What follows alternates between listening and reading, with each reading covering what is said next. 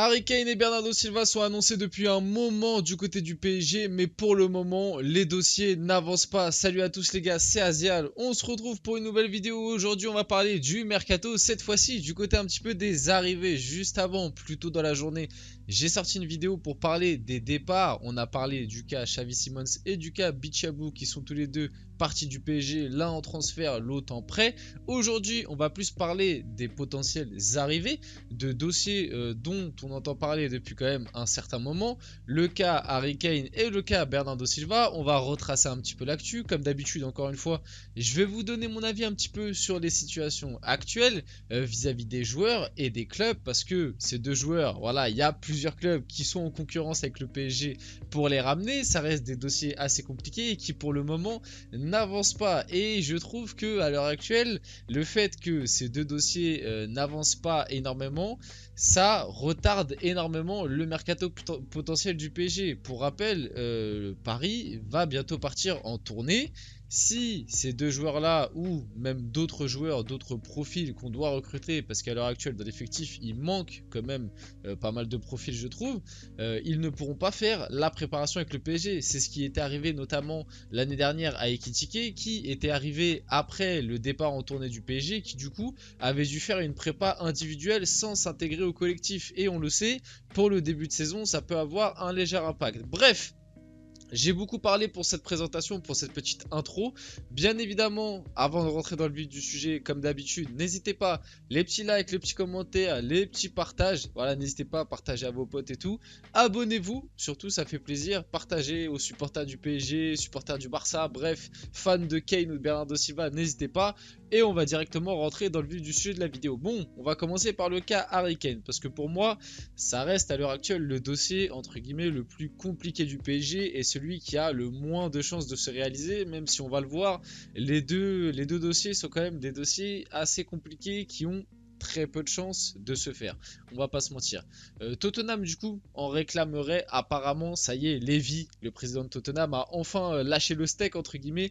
Apparemment du côté de Tottenham, ça réclamerait 116 millions pour Harry Kane. La situation est claire pour Levy, du coup le président de Tottenham, ou Kane prolonge ou il sera vendu dès cet été. Ce qui me fait rire avec, avec cette situation un petit peu du côté de Tottenham, c'est que finalement c'est exactement la même que nous on a au PSG avec Kylian Mbappé.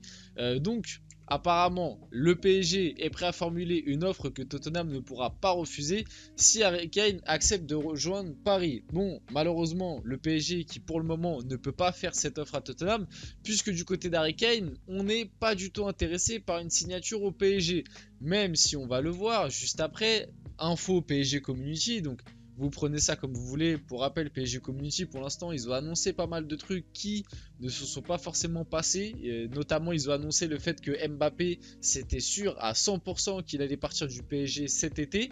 Pour le moment, des infos qu'on a, ça a l'air plus d'être sur un départ libre l'année prochaine, parce que le PSG lui a mis une deadline, mais pour l'instant, on attend toujours du côté du PSG. En tout cas, il n'y a pas de vente officielle, il n'y a pas de communiqué entre guillemets officiel de la part du club. Et du côté du joueur, il l'a toujours dit, lui, il veut faire cette année à Paris et ne pas prolonger. Donc, pour le moment, les infos PSG Community, voilà, vous prenez ça comme vous voulez. Mais d'après PSG Community, Harry Kane n'a pas fait de choix définitif concernant son avenir. Deux offres de transfert se présentent à lui, le Bayern et le PSG. Le joueur ne ferme aucune porte. Il est toujours l'objectif prioritaire de Nasser Al-Khelaifi, qui joue de ses bonnes relations avec Daniel Levy, donc entre présidents. Le président des Spurs est d'ailleurs plus enclin à céder son joueur au PSG plutôt qu'au Bayern. Reste à convaincre définitivement Harry Kane. Moi, ce que je vais prendre de cette info, et comme ça va me permettre de donner un petit peu mon avis sur le cas Kane. Je pense que il est vrai que le PSG, avec le club de Tottenham, dans les négociations, est bien plus avancé que le Bayern ou d'autres clubs. Parce que j'ai vu aussi que sur Kane, apparemment, il y a le Barça qui était intéressé. Bon, on va le voir, le Barça, bon, déjà qu'ils ont du mal à faire d'autres joueurs pour cause d'argent. Je pense que le dossier Kane est un petit peu compromis pour eux. Mais apparemment, le Barça essaierait de se rajouter dans la liste avec potentiellement des histoires de prêt avec option d'achat, mais une possibilité pour Kane de prolonger avec Tottenham. Bref, j'ai vu ça, je ne sais pas du tout si c'est vrai, honnêtement. C'est ce que j'ai vu en tout cas. Mais à l'heure actuelle, les deux gros clubs qui se battent, c'est le Bayern et le PSG. Je pense que du côté de Tottenham, on est plus enclin vraiment à vendre au PSG, et je pense qu'entre le PSG et Tottenham, ça a bien plus discuté, ça a bien plus avancé qu'avec le Bayern. Par contre, si on prend le point de vue du joueur, pour moi à l'heure actuelle c'est clair, et toutes les dernières infos qui sont sorties se rejoignent un peu sur ça, c'est que du côté de Kane, le projet PSG n'est vraiment pas le projet numéro 1 où il veut aller. Et même il y a des pas des rumeurs, mais il y a des infos qui disent que il serait même prêt à plutôt prolonger si il ne peut pas rejoindre le Bayern. Pour vous dire à quel point à l'heure actuelle le PSG est vraiment très loin dans sa hiérarchie, on va dire, d'objectifs. Il y avait le Real pendant un moment, malheureusement le Real avec le dossier Mbappé qui s'est un petit peu ouvert, le Real a complètement lâché le dossier Kane. En tout cas, il n'y a plus du tout d'infos depuis un long moment. Le Bayern est très très chaud, et du côté d'Harry Kane, on le sait, lui, il veut aller au Bayern. En tout cas, depuis que le Real est complètement parti, son choix numéro 1 c'est le Bayern.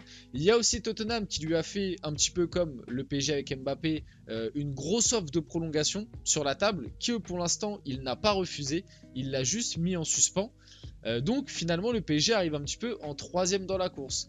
À l'heure actuelle, moi, du côté du PSG, bien évidemment que mon choix numéro 1 en tant que numéro 9, ce sera Harry Kane, bien plus qu'un Vlahovic, un Kolo Muani, tout ce que vous voulez. Moi, celui que je veux absolument, c'est Harry Kane.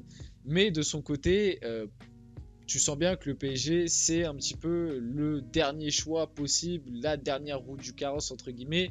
Et malheureusement, moi, je le vois plus aller du côté du Bayern. Je pense que une fois que le Bayern et Tottenham se seront mis d'accord à peu près sur un accord entre les deux clubs, je pense que le dossier se fera très rapidement.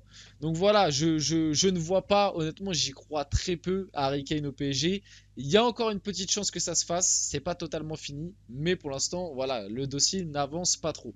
Passons un peu à Bernardo Silva, qui aurait lui aussi décidément une préférence pour rejoindre le FC Barcelone. L'international portugais aurait demandé à son agent, donc Jorge Mendes, qu'on connaît très bien du côté du PSG, de prendre en compte toutes les pistes pouvant mener à une signature en Catalogne cet été. Du côté de Manchester City, on en demande 100 millions pour lâcher Bernardo Silva, donc au PSG, mais c'est pareil pour le Barça. Le Barça qui d'ailleurs, pareil, pour essayer de récupérer Bernardo Silva, avait tenté un prêt que City a bien évidemment refusé. Donc City lâcherait Bernardo Silva pour 100 millions. Au début ça parlait de 80, maintenant c'est 100. Parce qu'on le sait, là ils viennent de perdre Riyad Mahrez. Ça y est, c'est officiel, il a signé du côté de l'Arabie Saoudite. Manchester City qui perd énormément de joueurs. Ça parle aussi d'un départ de Walker. C'est très très insistant. La rumeur revient de plus en plus du côté du Bayern. J'en ai parlé d'ailleurs sur la chaîne. Si ça vous intéresse la vidéo, n'hésitez pas à aller la voir. Donc Walker qui serait très proche de partir. Cancelo qui est lui, on veut le faire partir. T'as déjà perdu pas mal de joueurs. T'as perdu Mahrez et tout. Gundogan aussi. Là, perdre Bernardo Silva, ça commence à faire beaucoup du côté de City. Donc ils ont un petit peu rehaussé leur prix et ils en demandent 100 millions. Le club anglais, comme ça, au cas où, si Bernardo Silva venait à partir, vise Nicolo Barella. Là où le truc me fait assez rire, et après c'est pareil, c'est une info, le truc assez bizarre, c'est que Bernardo Silva, sur la dernière saison, il a joué principalement ailier droit. Donc je vois pas en quoi la recrue de Barella comblerait le départ du Portugais. Mais bref, Barella par contre, ce serait une recrue exceptionnelle du côté de City. Mais ça parle de 120 millions du côté de l'Inter. Donc voilà, City, il leur faut un petit peu d'argent. Donc Bernardo Silva, 100 millions.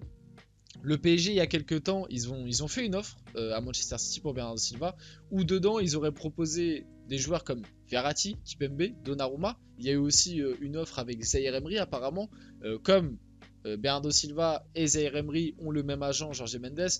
Apparemment, ça aurait arrangé Jorge Mendes qu'il y a un échange entre les deux pour toucher 2 commissions. C'est ce qui est ressorti. City a bien évidemment refusé, et même le PSG n'était pas pour cet accord.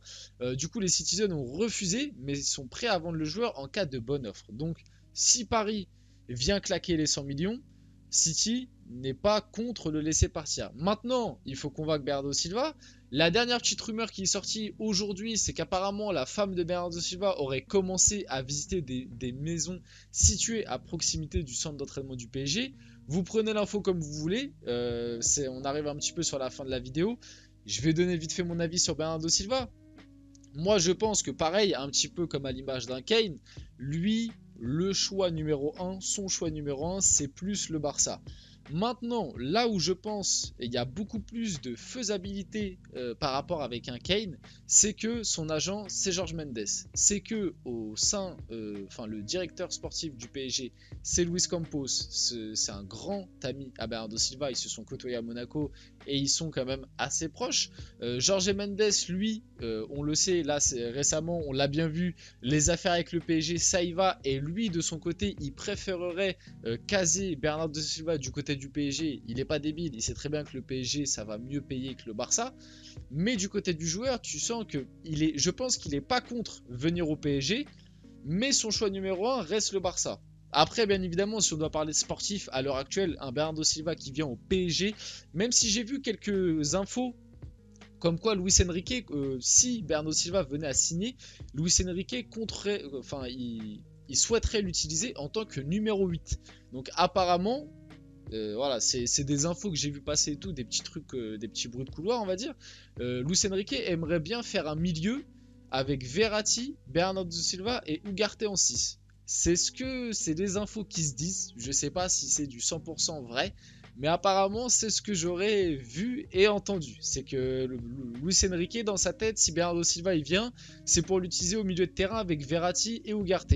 À voir si ça se fait. Moi je l'aurais plus utilisé à l'heure actuelle comme ailier droit parce que je le trouve bien meilleur qu'Asensio à ce poste-là. Et si tu dois partir toute une saison avec Asensio titulaire à droite, moi personnellement je suis pas convaincu. Donc voilà, mais dans tous les cas, qu'il vienne au milieu de terrain ou en ailier droit, Bernardo Silva, bien évidemment, ce sera une recrue fantastique pour le PSG. Pareil, le problème c'est que c'est 100 millions. À l'heure actuelle aussi, on le sait, on l'a appris très récemment, le dossier Mbappé prend énormément de place dans le mercato du PSG.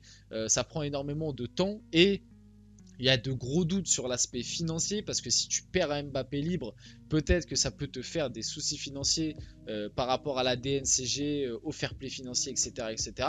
Donc le dossier Mbappé, malheureusement, comme je l'avais annoncé moi il y a 2-3 semaines déjà, il conditionne énormément ce mercato, même vis-à-vis des joueurs. Peut-être que certains joueurs ont plus de doutes à venir au PSG si un Mbappé n'est pas là. Je parle pour cette saison à venir. Donc voilà, le cas Mbappé pose énormément de soucis. Voilà un petit peu comment on en est dans les situations. Comme on le voit, ça n'avance pas trop. Et moi, je trouve ça assez dommage. J'aimerais bien que le mercato du PSG s'accélère un peu et qu'on essaye d'avoir un effectif un peu plus concret d'ici la fin du mois. Ce serait cool. En tout cas, on arrive sur la fin de cette vidéo. J'espère qu'elle vous a plu. Si c'est le cas, n'hésitez pas. Petit like, petit commentaire, petit partage, petit abonnement, bien évidemment. C'était Azial et on se retrouve très rapidement pour une prochaine vidéo.